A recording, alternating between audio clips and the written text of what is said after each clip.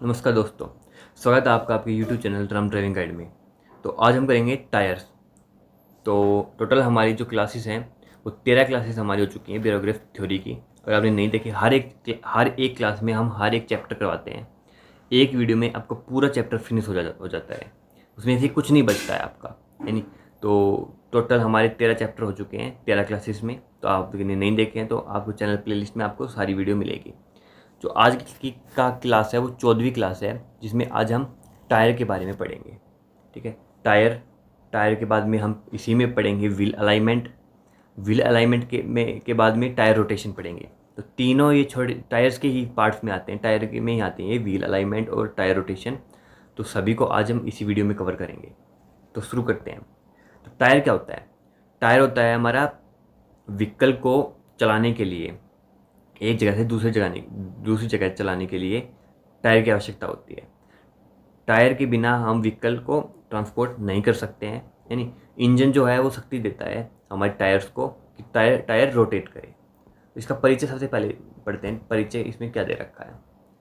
Tyre वाहन का एक महत्वपूर्ण घटक है जो कृषण प्रदान करता है, झटकों को अवशोषित करता है, वाहन के भार को सहारा देता है और ड्राइविंग के दौरान स्थिरता सुनिश्चित करता है। वह वाहन का एकमात्र हिस्सा है जो सड़क की सतह के साथ सीधा संपर्क बनाता है, जिससे यह सुरक्षा, प्रदर्शन और ईंधन दक्षता के लिए आवश्यक हो जाता है। इसके बाद में दे रखा है इन्होंने टायर की कार्य क्या क्या होते हैं। वाहन के वजन का समर्थन करता है, मतलब वाहन में जितना वजन है उसको ट्रांसपोर्ट में करता है, स्थिर आधार प्रदान करता है, विभिन्न सतहों पर पकड़ बनाता है, चिकनी सवारी, झटके और कंपन को अवशोषित करता है, सड़क संपर्क बनाए रखता है, स्टीयरिंग और ब्रेकिंग को सुविधाजनक बनाता है। ये कार्य हमारे टायर्स के होते हैं।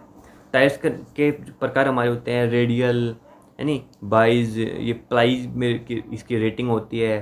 टायर के ऊपर थ्रेड होते हैं, ट्रेड होते हैं, सब कुछ पढ़ने वाले हैं इस वीडियो में। तो टायर का निर्माण कैसे होता है? एक टायर में कई परतें होती हैं जिसमें से प्रत्येक एक विशिष्ट कार्य करती है। मतलब हर एक परत मतलब लेयर जो होती है, तो बहुत सारी लेयर होती हैं, हर एक लेयर का अलग कार्य होता है। सबसे पहले है इसमें चलना। सबसे भारी हिस्सा जो सड़क के संपर्क में रहता है, जो हमारा हिस्सा चलता है, मूव पार्ट करता है, ये हमारी मूविंग पार्ट है, जो हमारे रोड के टच में रहता है। रोड के टच में ये पार्ट रहता है।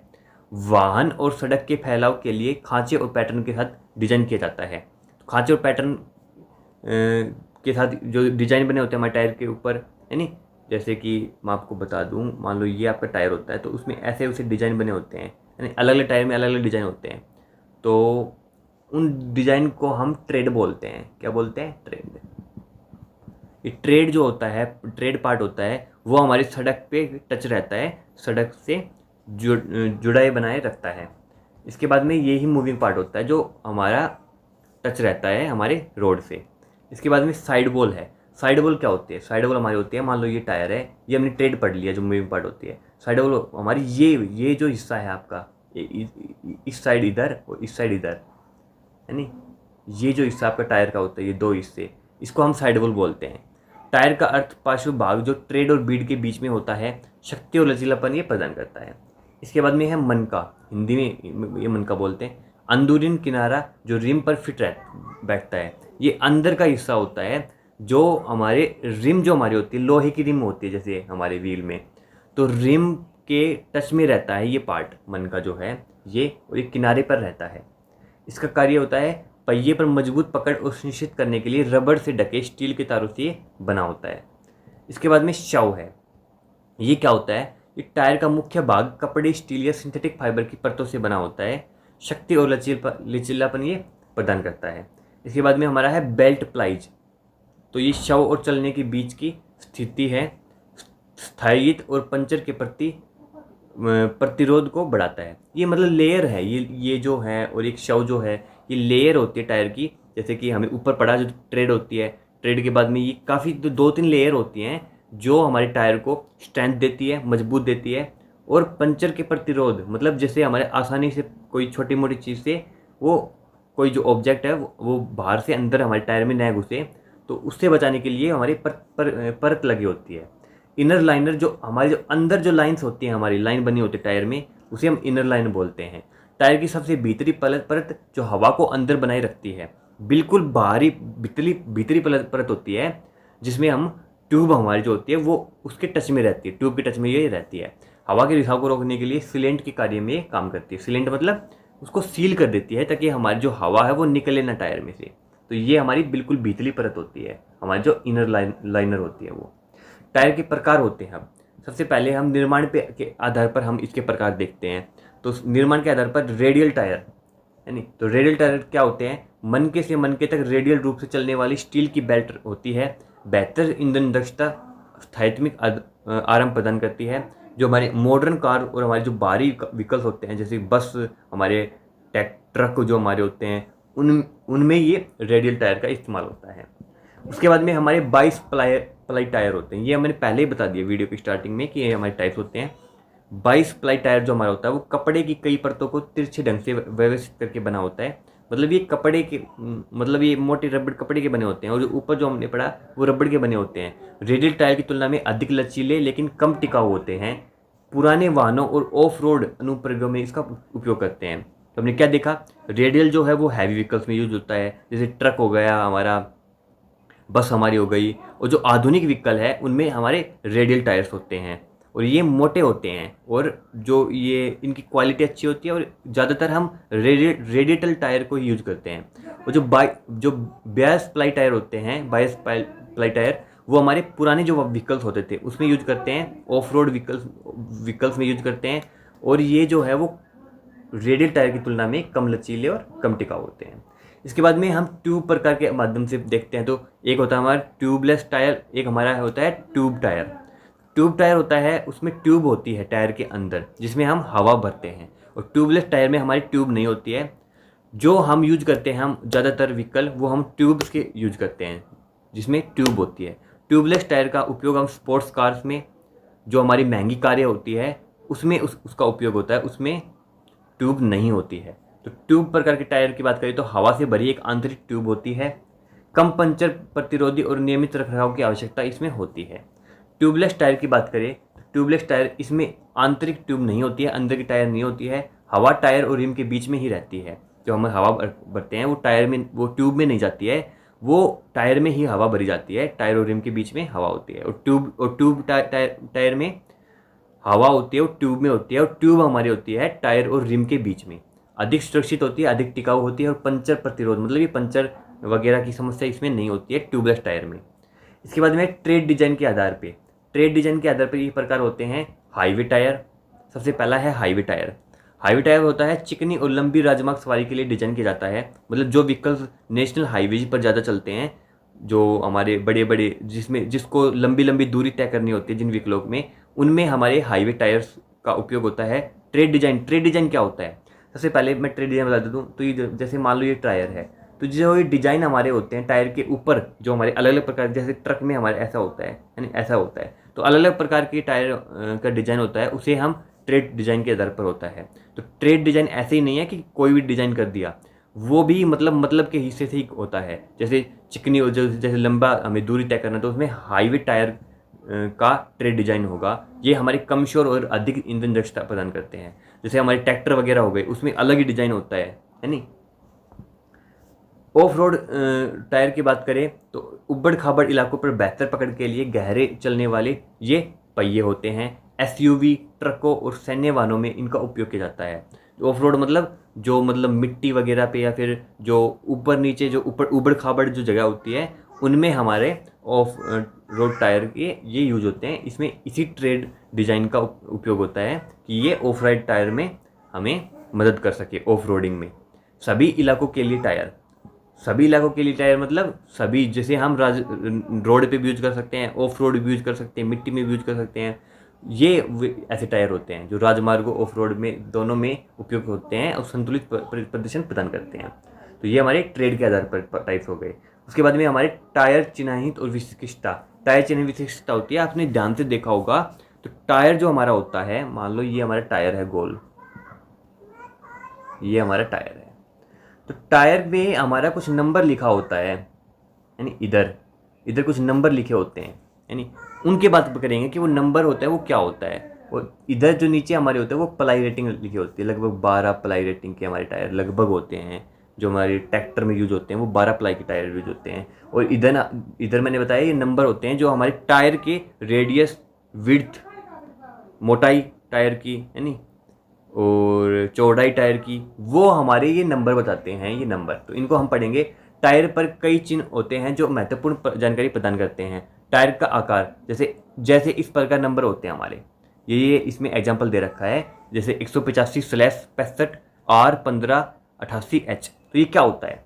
तो इसमें बताया गया है कि जो स्टार्टिंग का जो नंबर होता है, जो स्टार्टिंग के डिजिट होते हैं, वो टायर की चौड़ाई मिलीमीटर में बताते हैं। टायर कितना चौड़ा है वो, ये क्वेश्चन बहुत इंपॉर्टेंट है आपका, बहुत एग्जाम में आता है ये, है नहीं।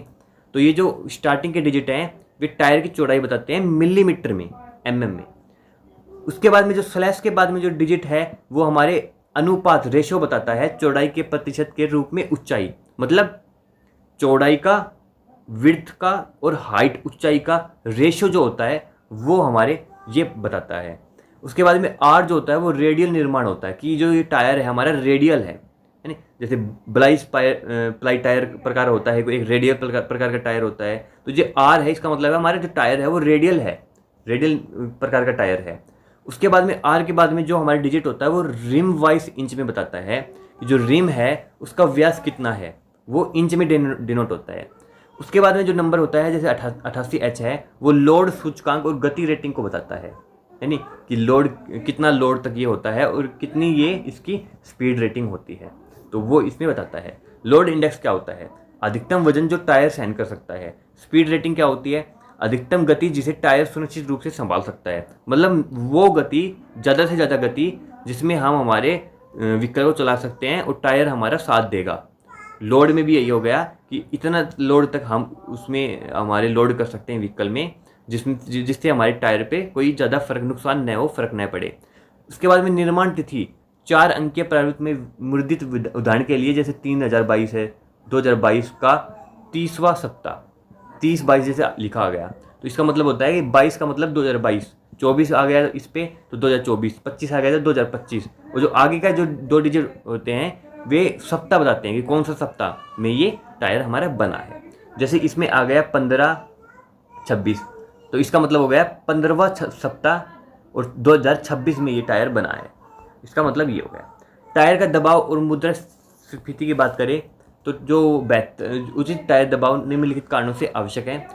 बेहतर ईंधन दक्षता देते हैं, बेहतर हैंडलिंग और ब्रेकिंग में मदद करते हैं, लंबा टायर जीवन इनमें मदद करता है। इसके बाद में कम हवा वाले टायर, अधिक हवा वाले टायर, ये समझ लो कि जो कम हवा वाले टायर है वो ईंधन की खपत और टायर के घिसाव को बढ़ाते हैं, और अधिक हवा वाले टायर पकड़ कम करते हैं और असमान घिसाव का कारण बनते हैं। इससे 2 क्वेश्चन बनते हैं, अब बहुत ही इंपॉर्टेंट 2 क्वेश्चन बनते हैं, मतलब पेपर में 99% मान लो आप 99% चांस होते हैं आने के, बड़े ही गजब क्वेश्चन।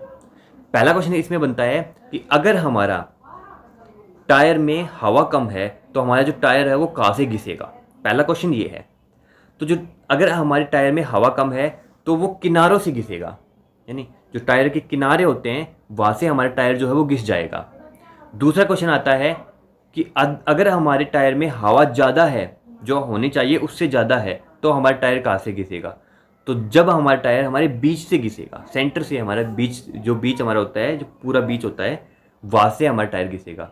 कम हवा में किनारों से घिसेगा, ज़्यादा हवा में बीच से घिसेगा। ये आपको याद रखना है, ये क्वेश्चन हमसे पूछा जाता है। टायर पहना और रख रखाव कैसे कर सकते हैं?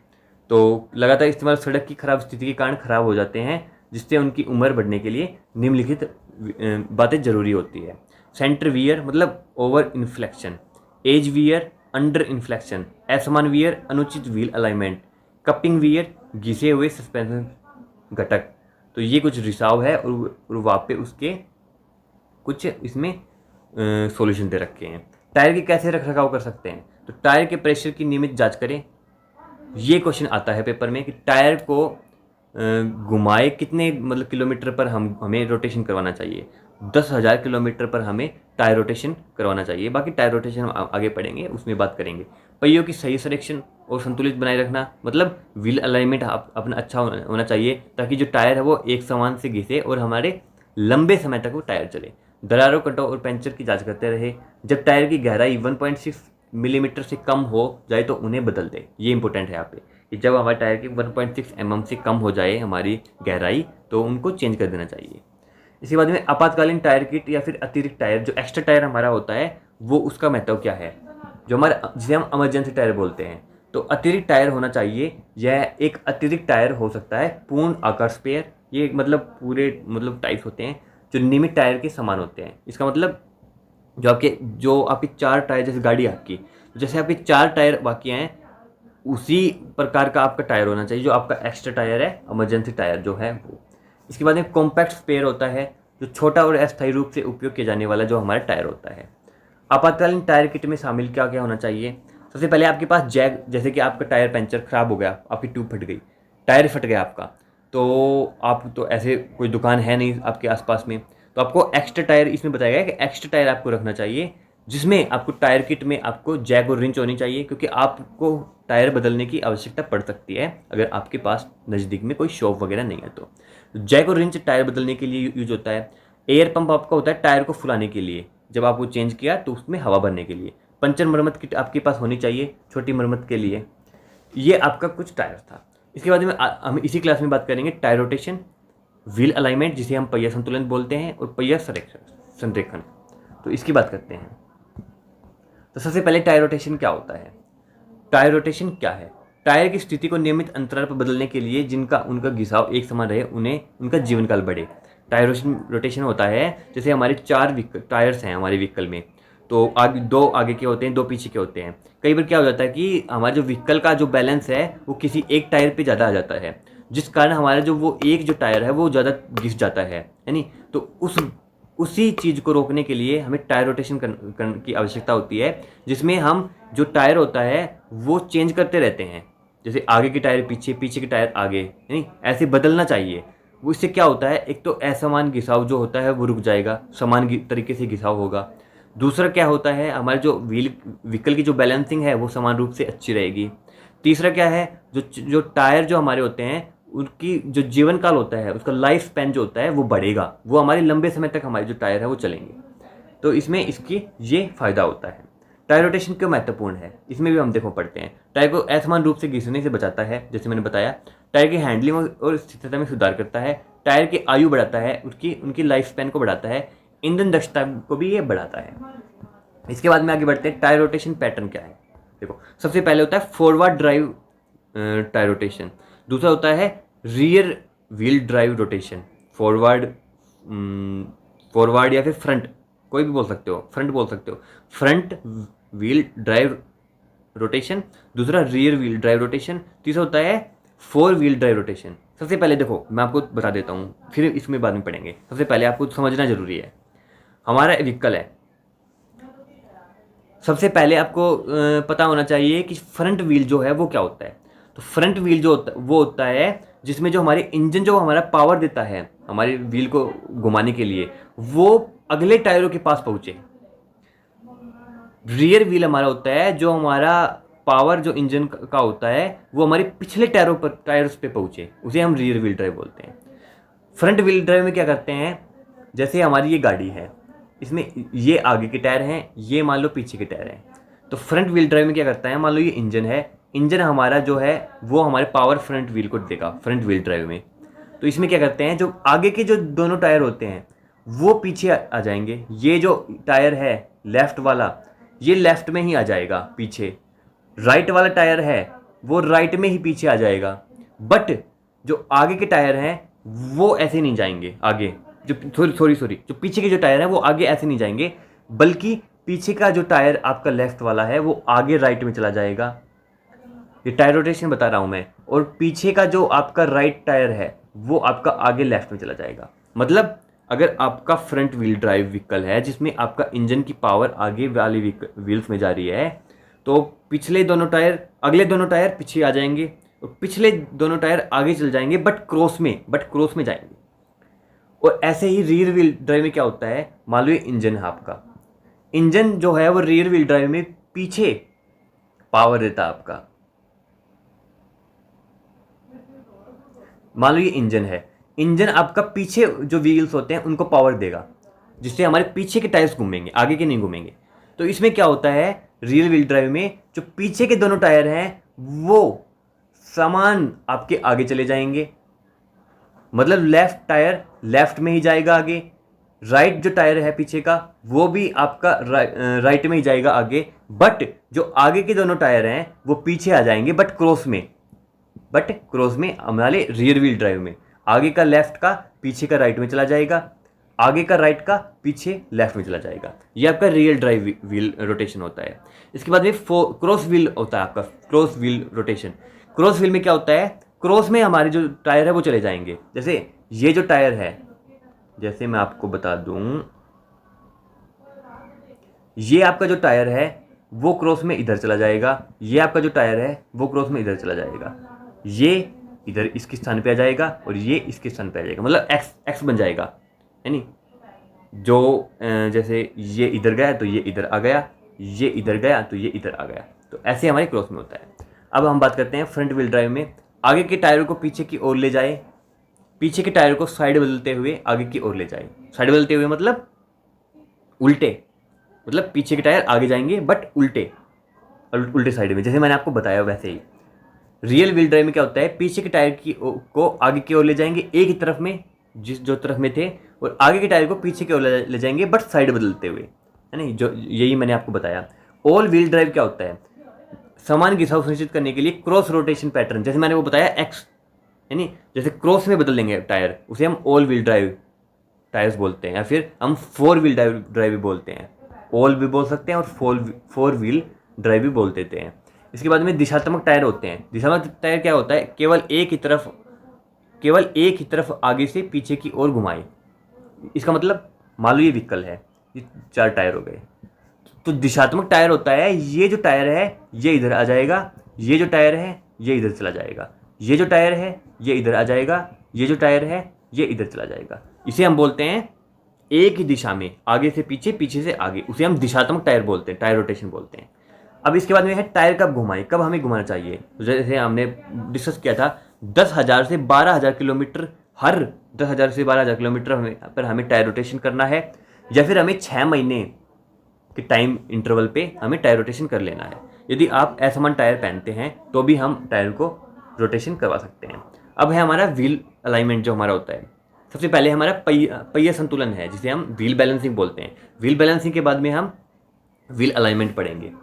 व्हील बैलेंसिंग क्या है, व्हील बैलेंसिंग एक सुनिश्चित करता है कि टायर और व्हील असेंबली का वजन एक्सेल के चारों ओर समान रूप से वितरित हो। यदि पहिए संतुलित है, इसका मतलब होता है कि जो आपके चारों जो टायर हैं, जो व्हीकल का जो लोड है, जो बैलेंस है, वो चारों टायरों पे आए। ऐसे नहीं है कि 2 टायर पे आ गया, 2 टायर पे उसका वजन नहीं आ रहा, तो उसे हम व्हील बैलेंसिंग व्हील बैलेंसिंग बोलते हैं। मतलब सभी टायरों पर एक समान आपका वजन उस पर आए। इसके बाद पहिया संतुलित जो व्हील बैलेंसिंग है वो क्यों इंपॉर्टेंट है, कंपन और स्टीयरिंग वो बल को कम करता है, असमान टायर पर पहनने से बचाता है, ड्राइविंग आराम में सुधार करता है, और टायर का जीवन भी ये बढ़ाता है। इसके बाद में पहिए के संतुलित के संकेत, निश्चित गति में स्टीयरिंग व्हील में कंपन, मतलब आपका अगर अनबैलेंस है, बैलेंस नहीं है आपका, जो आपके जो चारों टायर हैं, तो आपको कैसे पता लगेगा। आपका जो स्टीयरिंग है, स्टीयरिंग व्हील जो होता है वो आपका कंपन करेगा, हिलेगा, वाइब्रेट करेगा। असमान टायर पहनने से क्या होगा, टायर से में अधिक शोर उत्पन्न होगा। पहिया संतुलन के प्रकार क्या हो सकते हैं आप, पहिया संतुलन मतलब व्हील बैलेंसिंग के प्रकार, स्थितिक संतुलन और गतिशील संतुलन। स्थितिक संतुलन होता है एक ही विमान में असंतुलन को ठीक करता है, गतिशील कई विमानों में असंतुलन को ठीक करता है। पहिया संतुलन कैसे किया जाता है, मतलब व्हील बैलेंसिंग कैसे करते हैं हम। टायर को संतुलित मशीन पर लगाया जाता है। सबसे पहले संतुलित मशीन होती है जो हमारे बैलेंस का कार्य करती हैं, कि वो हमें बता देती हैं कि बैलेंस अब हो गया या नहीं हो गया। मशीन भारी दबावों का पता चलती है। तकनीशियन पहिए को संतुलित करने के लिए एक छोटा वजन जोड़ता है। ये हमारे इस प्रकार से हम व्हील बैलेंसिंग करते हैं। व्हील बैलेंसिंग कब करना चाहिए, तो ये भी वही है 10,000 किलोमीटर पे, या फिर हमारे वाहन में कंपन शुरू होने लग जाए या असमान घिसाव होने लग जाए जब, या फिर नए टायर जब हम लगाते हैं तब भी हमें व्हील बैलेंस करवाना चाहिए। इसके बाद में हम पढ़ते हैं पहिया संरक्षण, जिसे हम व्हील अलाइनमेंट बोलते हैं। तो व्हील अलाइनमेंट क्या होता है, व्हील अलाइनमेंट होता है एंगल में बात करते हैं इसमें हम, कि जो हमारे व्हील होते हैं वो सेट जो है वो एक निश्चित एंगल पे हमारे सेट हो, जो हमारा होता है। ऐसे नहीं है कि तिरछा सेट कर दिया, है नहीं, इस साइड ज़्यादा कर दिया, या फिर ऐसे साइड, दो प्रकार के होते हैं, एक तो तिरछा हो जाता है ऐसे, एक इस साइड में तिरछा होता है, एक हमारा होता है इस साइड में हो जाता है, एक ऐसे तिरछा हो जाता है। हम इसमें इसको क्या बोलते हैं, इसको हम बोलते हैं कैस्टेड एंगल बोलते हैं, है ना, और एक को बोलते हैं कैम्बर एंगल। तो इसमें हम पढ़ेंगे। तो सबसे पहले हम व्हील एलिमेंट को, व्हील एलिमेंट होता है पहियों के कोणों को इस तरह से समायोजित करता है कि वे एक दूसरे से समांतर और सड़क के लंबवत रहे। गलत अलाइनमेंट के लिए कारण टायर का असमान घिसाव, खराब हैंडलिंग और ईंधन की खपत बढ़ जाती है। यही हमने बताया आपको। व्हील अलाइनमेंट क्यों महत्वपूर्ण है, जो इसे हम पहिया संरेखन बोलते हैं। तो स्टीयरिंग नियंत्रित करने के लिए इंपॉर्टेंट महत्वपूर्ण होता है। असमान टायर पहनने से बचाता है, ईंधन दक्षता को बढ़ाता है, सुरक्षित और सुचारू ड्राइविंग सुनिश्चित करता है। इसके बाद में मिस अलाइनमेंट के संकेत क्या हो सकते हैं, मतलब अगर हमारा व्हील अलाइनमेंट ठीक नहीं है तो हमें कैसे पता चलेगा। वाहन एक तरफ आपका खींचेगा, टायर का असमान घिसाव होगा, मतलब एक टायर ज़्यादा घिस गया, एक टायर कम घिस गया, यानी इस प्रकार होगा। स्टीयरिंग केंद्र से दूर महसूस होता है, जो हमारा स्टीयरिंग व्हील होता है वो हमारे सेंटर से खिसक जाएगा, कंपन, उसमें कंपन होनी शुरू हो जाएगी स्टीयरिंग में, टायरों से कंपन या शोर उत्पन्न हो जाएगा। अब पहिया संरक्षण संयोजन के प्रकार, जो मैंने बताया आपको एंगल, एक कैम्बर एंगल होता है, एक कैस्टर एंगल होता है, वो उसके हम बात करते हैं। ये इंपॉर्टेंट है, बड़े इंपॉर्टेंट है, ये दोनों एंगल जो होते हैं वो बड़े इंपॉर्टेंट है, काफ़ी बार एग्जाम्स में आते हैं। Wheel alignment, wheel balancing, tyre rotation, ये तीनों चैप्टर बड़े ही इंपॉर्टेंट है। तो सबसे पहले कैम्बर एंगल पढ़ते हैं। सामने से देखने पर टायर का अंदर या बाहर की ओर झुकाव, समझ गए आप। मतलब ये मान लो टायर, कैसे बताऊँ आपको, मान लो ये टायर है आपका, ये दूसरा टायर है आपका, ठीक है, ये आपका फ्रंट एक्सल हो गया, ये आपका डिफरेंशियल हो गया। अब क्या होगा, ये जो आपका टायर है, कोई भी एक मान लो, ये कोई भी एक उठा लो, ठीक है, ये जो आपका टायर है, ये अगर ऐसे है, मान लो ये मेरे टायर, ये हाथ है ना, ये मेरा टायर है, ये ऐसे समझ लो आप। तो ये टायर अगर ऐसे हो गया, मतलब इसका एंगल बदल गया, ये तिरछा हो गया, ये क्या हो गया, ये बाहर की तरफ निकल गया। और अगर या फिर ऐसे हो गया, इसका मतलब ये अंदर की तरफ चला गया, इसका एंगल चेंज हो गया। तो इसे बोलते हैं हम, क्या तो अंदर की तरफ झुक जाए या फिर बाहर की तरफ झुक जाए, उसे हम कैम्बर एंगल बोलते हैं। तो ये क्या होता है, ये ऋणात्मक कैम्बर, टायर का ऊपरी हिस्सा अंदर की ओर झुका होता है, इसे हम ऋणात्मक कैम्बर बोलते हैं। और ऋणात्मक कैम्बर टायर की ऊपरी हिस्सा बाहर की ओर झुका होता है, मतलब क्या तो बाहर की ओर झुका हो या फिर अंदर की ओर झुका हो, उसे हम कैम्बर एंगल बोलते हैं। ये आपको अच्छे से समझ में आ गया होगा। इसके बाद में होता है toe angle. Toe angle, toe angle क्या होता है, ऊपर से देखने पर टायर एक दिशा से इशारा करता है, उसे हम टो इन टायर बोलते हैं। अंदर की ओर इशारा करते हुए टो आउट, टायर बाहर की ओर इशारा करते हुए, मतलब टो इन बोलते हैं, टायर अंदर की ओर इशारा जो कर रहा है उसे हम टो इन बोलेंगे। और अगर टायर बाहर की ओर इशारा कर रहा है तो उसे हम टो आउट बोलेंगे। इसे नाम से पता लग रहा है, इनका मतलब अंदर होता है तो अंदर की ओर इशारा कर रहे हैं तो टो इन बोलेंगे, और आउट होता है बाहर होता है तो बाहर की ओर इशारा करेगा तो इसे हम टो आउट बोलेंगे। ये हमारे टो एंगल होते हैं, दो हमारे होते हैं। ये क्या होता है, टायर एक दिशा में, ऊपर से देखने पर टायर जिस दिशा में इशारा करे, मतलब देखो कैम्बर एंगल हमें पड़ा, कैम्बर एंगल हम जब सामने से देखेंगे और जब हमें अंदर बाहर दिखे उसे हम कैम्बर एंगल बोलेंगे। और टो एंगल होता है ऊपर से देखने पर, जब हमें अंदर से बाहर, अंदर बाहर का पता लगे उसे हम टो एंगल बोलेंगे। तो इसे हमें बताया, अगर हमें ऊपर से देख रहे हैं और अगर हमें अंदर की ओर इशारा दिख रहा है टायर का तो उसे टो इन बोलते हैं, और अगर ऊपर से देखने पर बाहर की ओर इशारा करते हुए दिखता है तो उसे हम टो आउट बोलते हैं। ये आपके टो एंगल थे। इसके बाद में आपका आता है caster angle. Caster angle, camber angle, toe angle, ये तीनों इंपॉर्टेंट है। कास्टर एंगल जो होता है वो क्या होता है, साइड से देखने पर स्टीयरिंग अक्ष का झुकाव। नहीं देखो, पॉजिटिव कास्टर होता है, एक नेगेटिव कास्टर होता है। पॉजिटिव कास्टर होता है उच्च गति पर स्थिरता में सुधार करता है। नेगेटिव होता है आपका नेगेटिव एंगल, जिसे हम बोलते हैं कास्टर एंगल, स्टीयरिंग को सामान बनाता है लेकिन स्थिरता कम करता है। हमें तीन एंगल पढ़े, तीनों एंगल अलग अलग व्यू से बता रखा है। देखो ये बड़ा ही इंपॉर्टेंट आपका, मैं आपको इधर लिख रहा हूँ, आप ध्यान से देखना, ठीक है। अगर हम आगे से देखते हैं, फ्रंट से आगे से देखते हैं, और जब हमें झुकाव देखने को मिलता है हमारे एंगल में, उसे हम बोलते हैं कैम्बर एंगल। क्या बोलते हैं, कैम्बर एंगल। आगे से देखने पर, ऊपर से देखने पर मतलब टॉप से देखने पर उसे हम टो एंगल बोलते हैं। क्या बोलते हैं? To angle. और साइड से देखने पर, साइड से देखने पर क्या बोलते हैं? Castor angle. क्या बोलते हैं? Castor angle. तो ये तीनों आपको ध्यान रखना है, ठीक है। इसमें पार्ट्स की भी बात कर लिया हमने, है नहीं। टो एंगल जो होता है, टो इन होता है, टो आउट होता है। जो कैस्टर एंगल होता है वो नेगेटिव कैस्टर एंगल और पॉजिटिव कैस्टर एंगल होता है। तो ये पूरा आपका व्हील अलाइनमेंट था। व्हील अलाइनमेंट कब करना चाहिए? तो ये भी उसी 10,000 से 15,000 किलोमीटर पर करना चाहिए। Wheel balancing, wheel alignment, tyre rotation का एक ही होता है कि ये 10 से 15,000 किलोमीटर पे करना चाहिए। अगर हमारा टायर घिसाव दिखा रहा है तो तब कर लेना चाहिए। इससे हमारी टायर की आयु बढ़ती है नहीं। व्हीकल पे बैलेंस जो होता है वो समान रूप से होता है। तो गाड़ी एक तरफ खिंच जाए या किसी गड्ढे किनारे से दुर्घटना हो जाए तब भी हमें ये टायर का जो अलाइनमेंट है वो करवा लेना चाहिए। तो ये आज की क्लास थी आपकी। पूरे टायर रोटेशन कर लिया हमने, टायर व्हील अलाइनमेंट कर लिया और व्हील बैलेंसिंग कर लिया। बाकी तीनों इंपॉर्टेंट है आपके एग्जाम व्यू में। और बाकी जो टायर रोटेशन है वो तो आपकी बियरोग्लिफ की नोटिफिकेशन में स्पेशल भी दे रखा है। तो हमने पूरा कर लिया, कुछ भी नहीं छूटा इसमें से। एक ही वीडियो में हमने पूरा डिटेल में पढ़ लिया। तो बाकी ऐसे ही आप सारी क्लासेस करिए, थ्योरी क्लासेस यानी सारी आपकी इंपॉर्टेंट है। इससे बाहर आपका एग्जाम नहीं जाएगा। जो हम करवा रहे हैं उसी में से एग्जाम आएगा। हमारी क्वेश्चन की सीरीज भी चल रही है जिसमें हमारे इंपॉर्टेंट क्वेश्चन हम करवा रहे हैं। तो अब अगर अच्छे से पढ़े, मेहनत से पढ़े, हम भी मेहनत से आपकी तैयारी करवा रहे हैं, आप भी मेहनत से तैयारी करो, तो आपका सिलेक्शन बहुत ही होगा, अच्छे से होगा और कोई आपको रोकने वाला नहीं है सिलेक्शन होने से। तो कैसी लगी आपको वीडियो ज़रूर बताइएगा। आप डाउट है कोई तो कमेंट में बताइएगा, हम आपके कमेंट का रिप्लाई करेंगे। और वीडियो को लाइक कर लो, चैनल को सब्सक्राइब कर लो। और कल की क्लास में हम करेंगे बैटरी। बैटरी भी आपका महत्वपूर्ण आपका टॉपिक होता है आपके टेक्निकल पार्ट का। तो मिलते हैं कल की क्लास में। जय हिंद।